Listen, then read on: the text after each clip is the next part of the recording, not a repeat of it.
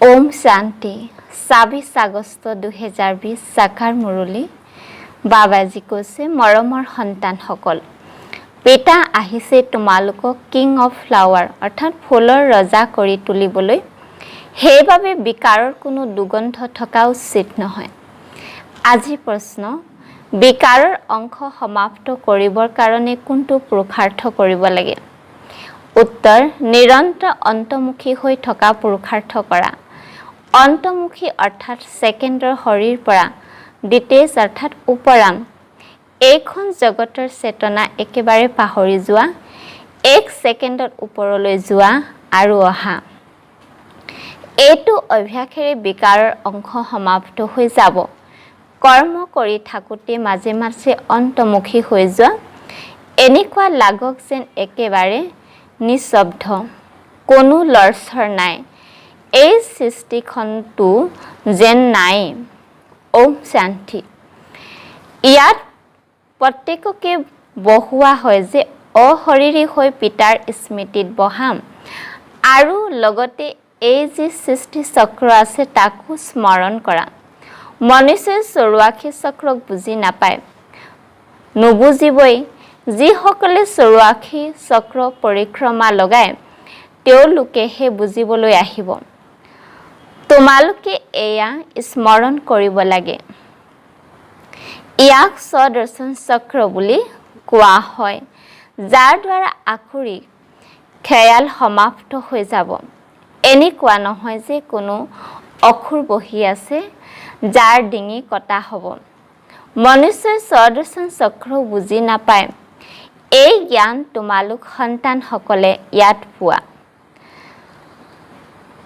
কমল ফুল সমান গৃহস্থ ব্যৱহাৰত থাকি পবিত্ৰ হোৱা ভগৱানুবাস নহয় জানো এই এটা জন্ম পবিত্ৰ হ'লে ভৱিষ্যত 21 জন্ম তোমালোক পবিত্ৰ সৃষ্টি মালিক হবাগৈ সত্যযুগক শিৱালয় বুলি কোৱা হয় কলিযুগক বৈশ্যালয় এই সৃষ্টি পৰিৱৰ্তন হ'বই ভাৰতৰ এই কথা আনৰ কথালৈ যাবই নালাগে কয় জীৱ জন্তুৰ কি হ'ল অন্য ধৰ্ম কি হ'ল কোৱা প্ৰথমে নিজৰটো বুজি লোৱা অন্য কথা পাছত ভাৰতবাসীয়ে নিজৰ ধৰ্মক পাহৰি দুখী হৈ গৈছে ভাৰততে আবাহন কৰে আপুনি মাতা পিতা বন্ধু সখা বিদেশত মাতা পিতা শব্দ উচ্চাৰণ নকৰে তেওঁলোকে কেৱল গড ফাদাৰ বুলি কয় যথাযথ ভাৰততে অপাৰ সুখ আছিল ভাৰত স্বৰ্গ আছিল এইটো তোমালোকে জানা পিতা আহি কাইটক ফুল কৰি তোলে পিতাক বাগিচাৰ মালিক বুলি কোৱা হয় আবাহন কৰে আহি কাইটক ফুল কৰি তোলা পিতাই ফুলৰ বাগিচা তৈয়াৰ কৰে মায়াই আকৌ কাইটৰ জংগল তৈয়াৰ কৰে মনুষ্যটোক কৈ দিয়ে ঈশ্বৰ আপোনাৰ মায়া বৰ প্ৰবল ঈশ্বৰকো নুবুজে মায়াকো নুবুজে কোনোবাই কিবা এটা শব্দ কৈ দিলে বছ ৰিপিট অৰ্থাৎ পুনৰাবৃত্তি কৰি থাকে অৰ্থ একোৱেই নাজানে তোমালোক সন্তানসকলে বুজি পোৱা যে এয়া ড্ৰামা খেল হয় ৰাম ৰাজ্য আৰু ৰাৱণ ৰাজ্য ৰাম ৰাজ্যত সুখ ৰাৱণ ৰাজ্যত দুখ ইয়াৰে কথা এয়া কোনো প্ৰভু মায়া নহয় মায়া বুলি কোৱা হয় পাঁচ বিকাৰক যাক ৰাৱণ বুলি কোৱা হয় ভগৱানক মায়া বুলি কোৱা নহয় ৰাৱণক মায়া বুলি কোৱা হয় বাবাই কৈছে বাকী মনুষ্যটো পুনৰ্জন্ম লৈ 84 চক্ৰত আহে হতু গুণীৰ পৰা হতু প্ৰধান হ'বলগীয়া হয় এই সময়ত সকলো বিকাৰৰ পৰা জন্ম হয় সেইকাৰণে বিকাৰী বুলি কোৱা হয় নামো হৈছে বিকাৰী সৃষ্টি পুনৰ নিৰ্বিকাৰী সৃষ্টি অৰ্থাৎ পুৰণি সৃষ্টিৰ পৰা নতুন সৃষ্টি কেনেকৈ হয় এইটো বুজিবলগীয়া সাধাৰণ কথা নতুন বিশ্বত প্ৰথমে স্বৰ্গ আছিল সন্তানসকলে জানে স্বৰ্গ স্থাপন কৰোঁতা হৈছে পৰম পিতা পৰমাত্মা তাত অপাৰ সুখ থাকে কাৰণ তাত বডি কনচিয়াছ নাই, বেকাৰ নাই, কোনো জাত পাতৰ ভাৱ নাই, কোনো কমি নাথাকে। সেইকাৰণে বাবাই কি কৈছে তাত বহুত সুখ থাকে। জ্ঞানেৰে দিন, ভক্তিৰ ৰাতি কেনেকৈ হয় এইটো কোনেও বুজি নাপায়।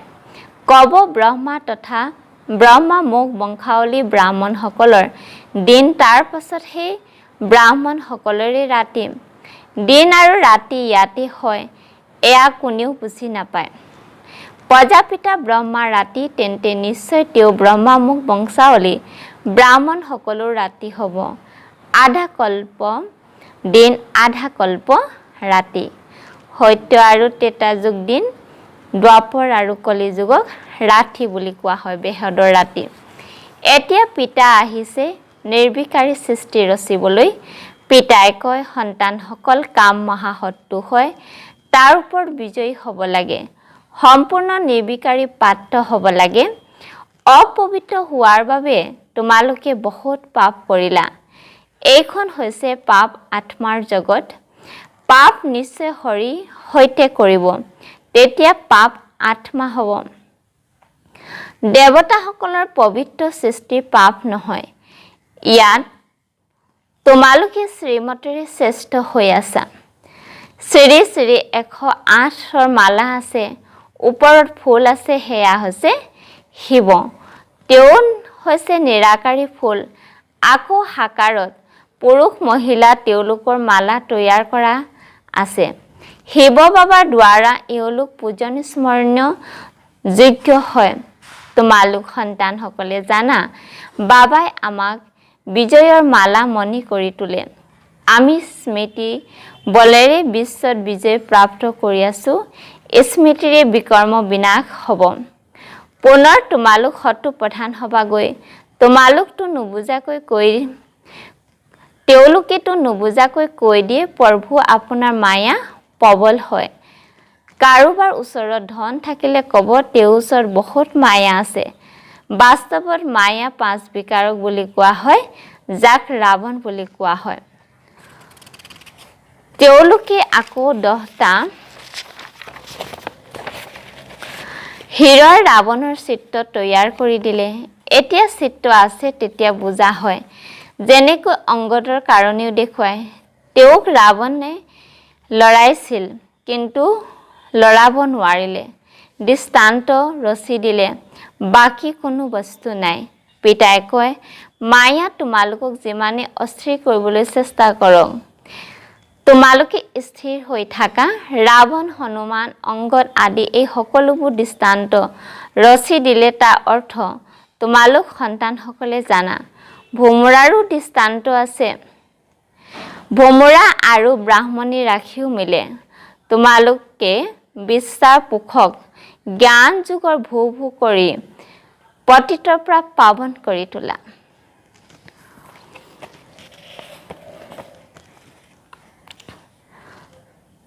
তোমালোকক ভক্তি মাৰ্গত বাহৰমুখী হৈ যায়। তোমালোকক পিতাই কয় লাগিলে কৰ্ম কৰা, তাৰ পাছত অন্তৰ্মুখী হৈ যোৱা। ভক্তিৰ মাৰ্গত বাহ্যমুখী হৈ যায়। গীত গোৱা, এইটো কৰা, কিমান হুলস্থুল, কিমান খৰচ হয়, কিমান মেলা লাগে। পিতাই কয় এই সকলোবোৰ এৰি অন্তৰ্মুখী হৈ যোৱা। যেন এই সৃষ্টি নাই, নিজকে চোৱা মই যোগ্য হৈছোনে? কোনো বিকাৰে আমনিতো নকৰে, মই পিতাক স্মৰণ কৰোঁনে? পিতা যিয়ে বিশ্বৰ মালিক কৰি তোলে, এনেকুৱা পিতাক দিন ৰাতি স্মৰণ কৰিব লাগে। মই আত্মা হওঁ, তেওঁ মোৰ পিতা। ভিতৰত এয়া চলি থাকিব লাগে। মই এতিয়া নতুন সৃষ্টিৰ ফুল হ'ব লাগে। কোনো দুৰ্গন্ধ যাতে নাথাকে।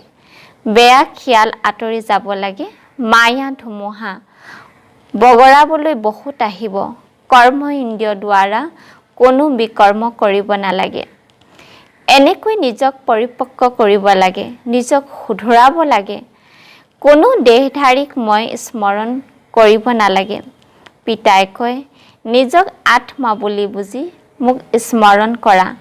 হৰি নিবাসৰ অৰ্থেও কৰ্মও লাগিলে কৰা, তাৰ মাজতো সময় উলিয়াব পাৰা। ভোজন গ্ৰহণ কৰা সময়তো পিতাৰ মহিমা কৰি থাকা।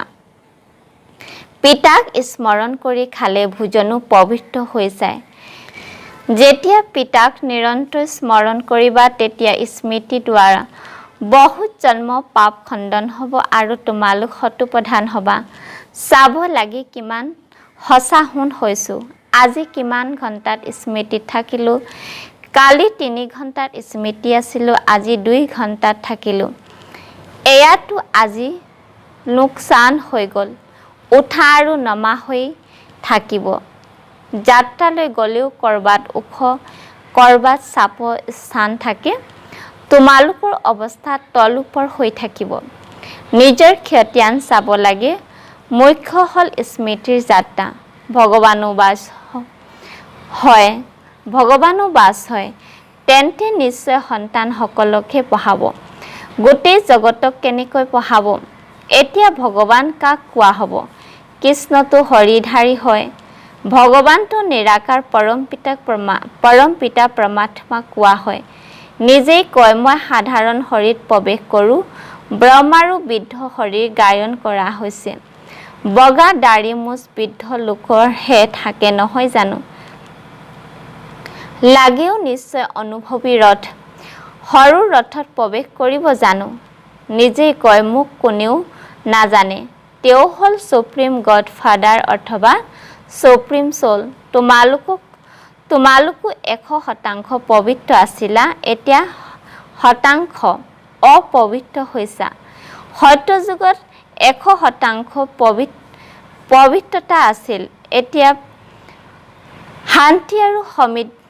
শান্তি আৰু সমৃদ্ধিও আছিল। মুখ্য হৈছে পবিত্ৰতা। দেখিবলৈ পোৱা পবিত্ৰসকলৰ আগত অপবিত্ৰসকলে মূৰ দোৱায়। তেওঁলোকৰ মহিমা গায়। সন্ন্যাসীসকলৰ আগত কেতিয়াও এনেকে নকয় আপুনি সৰ্বগুণ সম্পন্ন, মই পাপী নীচ। দেৱতাসকলৰ আগত এনেকৈ কয়। বাবাই বুজাইছে কুমাৰীসকলৰ আগত সকলোৱে মূৰ দোৱায়। আকৌ বিয়া হোৱাৰ পাছত তেওঁলোকে সকলোৰে আগত মূৰ দোৱায় কিয়নো বিকাৰী হৈ যায়। পিতাই কয় এতিয়া তোমালোক নিৰ্বিকাৰী হ'লে আধা কল্প নিৰ্বিকাৰী হৈ থাকিবা। এতিয়া 5 বিকাৰৰ ৰাজ্য সমাপ্ত হয়। এয়া হ'ল মৃত্যুলোক, সেয়া হৈছে অমৰ লোক। তোমালোক আত্মাসকলে এতিয়া জ্ঞানৰ তৃতীয় নেত্ৰ ৰাজ্যই তোমালোক সন্তানসকলে এতিয়া জ্ঞানৰ তৃতীয় নেত্ৰ পাইছা। পিতাইহে দিছে। তিলকো মস্তকত লগাই এতিয়া আত্মাই জ্ঞান পাই আছে। কিহৰ বাবে? তোমালোকে নিজেই নিজক ৰাজতিলক লগোৱা। যিদৰে ওকালতি পঢ়িলে তেতিয়া পঢ়ি উঠি নিজেই নিজক বেৰিষ্টাৰীত তিলক লগায়। পঢ়িলে তিলক পাবা, আশীৰ্বাদেৰে জানো পাবা? তেনেহ'লেতো সকলোৰে ওপৰত শিক্ষকে কৃপা কৰিব, সকলোৱে পাছ হৈ যাব। সন্তানসকলে নিজেই নিজক ৰাজতিলক লগাব লাগে।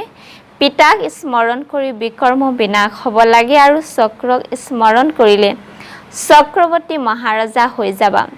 পিতাই কয় তোমালোকক ৰজাৰো ৰজা কৰি তোলো। দেৱী দেৱতাসকল দ্বিমুকুটধাৰী হয়। পতিত ৰজাসকলেও তেওঁলোকক পূজা কৰে। তোমালোকক পূজাৰী ৰজাসকলে উচ্চ কৰি তোলে। যিয়ে বহুত দান পুণ্য কৰে তেওঁ ৰজা ঘৰত জন্ম হয় কিয়নো ভাল কৰ্ম কৰিছে। তোমালোকে এতিয়া ইয়াত অবিনাশী জ্ঞান ধন পাইছা, সেয়া ধাৰণ কৰি আকৌ দান কৰিব লাগে। এয়া হৈছে উপাৰ্জনৰ উৎস। শিক্ষকেও পঢ়া দান কৰে। সেই পঢ়া হৈছে অল্প কালৰ বাবে। বিদেশত পঢ়ি আহিয়ে যদি হাৰ্ট ফেইল হৈ যায় তেন্তে পঢ়া শেষ, বিনাশী হৈ গ'ল নহয় জানো? সকলো পৰিশ্ৰম অথলে গ'ল। তোমালোকৰ পৰিশ্ৰম এনেই যাব নোৱাৰে।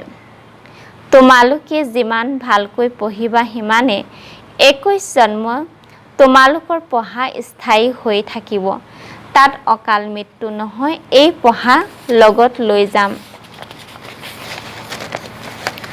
এতিয়া যিদৰে পিতা কল্যাণকাৰী হয় সেইদৰে তোমালোক সন্তান সকলৰ কল্যাণকাৰী হ'ব লাগে সকলোকে ৰাস্তা দেখুৱাব লাগে বাবাইটো বহুত ভাল ৰায় দিয়ে এটা কথা বুজোৱা হয় যে সৰ্বশ্ৰেষ্ঠ শিৰোমণি শ্ৰীমদ ভাগৱত গীতাৰ ইমান মহিমা কিয় কৰা হয় ভগৱানে শ্ৰেষ্ঠ মত দিয়ে এতিয়া ভগৱান বুলি কাক কোৱা হ'ব ভগৱানটো এজনেই হয় তেওঁ হৈছে নিৰাকাৰ সকলো আত্মাৰ পিতা সেয়েহে পৰস্পৰ ভাই ভাই বুলি কয় আকৌ যেতিয়া ব্ৰহ্মা দ্বাৰা নতুন সৃষ্টি ৰচে তেতিয়া ভাই ভনী হৈ যায় এই সময়ত তোমালোক ভাই ভনী হোৱা গতিকে পবিত্ৰ হৈ থাকিব লাগে এইটো হৈছে যুক্তি কুদৃষ্টি একেবাৰে আঁতৰি যাব লাগে সাৱধান হ'ব লাগে মোৰ দুচকু ক্ষতিকাৰকটো নহল বজাৰত চানা দেখি অন্তৰে খাবটো নিবিচাৰিলে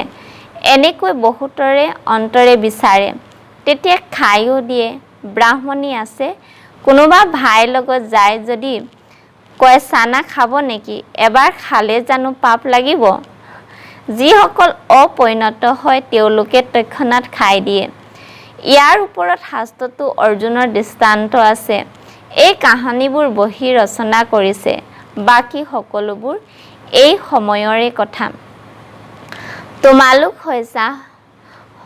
তোমালোক সকলো হৈছা সীতা তোমালোকক পিতাই কয় এজন পিতাক স্মৰণকে কৰা তেতিয়া পাপ খণ্ডন হ'ব বাকি আন কোনো কথা নাই এতিয়া তোমালোকে বুজি পোৱা যে ৰাৱণ কোনো মনুষ্য নহয় এয়াতো যেতিয়া বিকাৰৰ প্ৰৱেশতা হৈ যায় তেতিয়া ৰাৱণ সম্প্ৰদায় বুলি কোৱা হয় যেনেদৰে কোনোৱে এনেকুৱা কাম কৰে তেতিয়া কয় তুমিতো অসুৰ হোৱা চাল চলন আখুৰিক হয় বিকাৰী সন্তানক ক'ব তুমি কুল কলংকিত হলা এয়া আকৌ বেহদৰ পিতাই কয় তোমালোকক মই কলাৰ পৰা বগাৰ কৰি তোলো পুনৰ মুখ কলা কৰি লোৱা প্ৰতিজ্ঞা কৰি পুনৰ বিকাৰী হৈ যোৱা কলাতকৈ কলা হৈ যোৱা সেইকাৰণে পাৰ্থৰ বুদ্ধি বুলি কোৱা হয় পুনৰ এতিয়া তোমালোক পাৰহ বুদ্ধি হোৱা তোমালোকৰ আৰোহণ কলা হয় পিতাক চিনি পালা আৰু বিশ্বৰ মালিক হলা সংশয়ৰ কথা থাকিব নোৱাৰে পিতা হৈছে হেভেনলি গডফাদাৰ গতিকে নিশ্চয় সন্তানসকলৰ বাবে হেভেন উপহাৰ হিচাপে আনিব নহয় জানো শিৱ জয়ন্তীও পালন কৰে কি কৰে চাগে ব্ৰত আদি ৰাখে চাগে বাস্তৱত ব্ৰত ৰাখিব লাগে বিকাৰত যাব নালাগে ইয়াৰ কাৰণে তোমালোকে আদি মধ্য অন্ত দুখ পাইছা এতিয়া এই এটা জনম পবিত্ৰ হোৱা পুৰণি সৃষ্টি বিনাশ সন্মুখত থিয় হৈ আছে তোমালোকে দেখিবা যে ভাৰতত 9 লাখ থাকিবগৈ তাৰ পাছত শান্তি হৈ যাব অন্য ধৰ্ম নাথাকিব যাৰ বাবে তালি বজিব এক ধৰ্ম প্ৰতিষ্ঠা বাকি অনেক ধৰ্ম বিনাশ হৈ যাব ভাল বাৰু অতি মৰমৰ কল্পৰ পাছত পুনৰাই লগ পোৱা সন্তানসকলৰ প্ৰতি মাতা পিতা বাপ দাদা স্নেহপূৰ্ণ স্মৰণ আৰু গুড মৰ্ণিং আত্মিক পিতাৰ আত্মিক সন্তানসকলক নমস্কাৰ ধাৰণাৰ বাবে মুখ্য সাৰ অবিনাশী জ্ঞান ধন নিজৰ মাজত ধাৰণ কৰি পুনৰ অন্যক দান কৰিব লাগে পঢ়াৰ দ্বাৰা নিজে নিজক ৰাজ তিলক দিব লাগে যেনেকৈ পিতা কল্যাণকাৰী হয় তেনেকৈ কল্যাণকাৰী হ'ব লাগে 2 নম্বৰ কৈছে খোৱা বোৱাত পুৰা নিয়ম মানি চলিব লাগে দোষকুৱে যাতে কেতিয়াও প্ৰবঞ্চনা নকৰে তাৰ বাবে সাৱধান হ'ব লাগে নিজকে শুধৰাব লাগে কৰ্ম ইন্দ্ৰিয়ৰে কোনো বিকৰ্ম কৰিব নালাগে বৰদান বিশ্বৰূপ স্থিতি দ্বাৰা গোটেই বিশ্বক প্ৰকাশ ৰূপী জল দিওতা বিশ্ব কল্যাণকাৰী হোৱা বিশ্বৰূপ স্থিতি সকলোতকৈ শক্তিশালী স্থিতি হয় এইটো স্থিতিয়ে লাইট হাউচৰ কাম কৰে বিশ্বৰূপ মানে আত্মিক স্থিতি যোনটো আমি আত্মা ৰূপত পৰম ধামত আছিলোঁ ইয়াৰ দ্বাৰা গোটেই বিশ্বত লাইট অৰ্থাৎ প্ৰকাশ বিয়পোৱা নিমিত্ত হোৱা যেনেদৰে বীজৰ দ্বাৰা স্বতঃ গোটেই বৃক্ষই পানী পাই যায় তেনেদৰে যেতিয়া বীজৰূপ স্থিতিত স্থিত হৈ থাকিবা তেতিয়া বিশ্বই প্ৰকাশৰূপী পানী পায় কিন্তু গোটেই বিশ্বলৈকে নিজৰ প্ৰকাশ বিয়পাবৰ কাৰণে বিশ্ব কল্যাণকাৰী পাৱাৰফুল ষ্টেজৰ অৰ্থাৎ শক্তিশালী স্থিতি আৱশ্যক ইয়াৰ বাবে লাইট হাউচ হোৱা বাল্ব নহয় প্ৰতিটো সংকল্পত যাতে এইটো স্মৃতি থাকে যে গোটেই বিশ্বৰ কল্যাণ হওক শ্লোগান এডজাষ্ট হোৱা অৰ্থাৎ খাপ খাই লোৱা শক্তিয়ে নাজুক সময়ত ফাষ্ট উইথ অনাৰ অৰ্থাৎ সন্মান সহকাৰে উত্তীৰ্ণ কৰাই দিব ওম শান্তি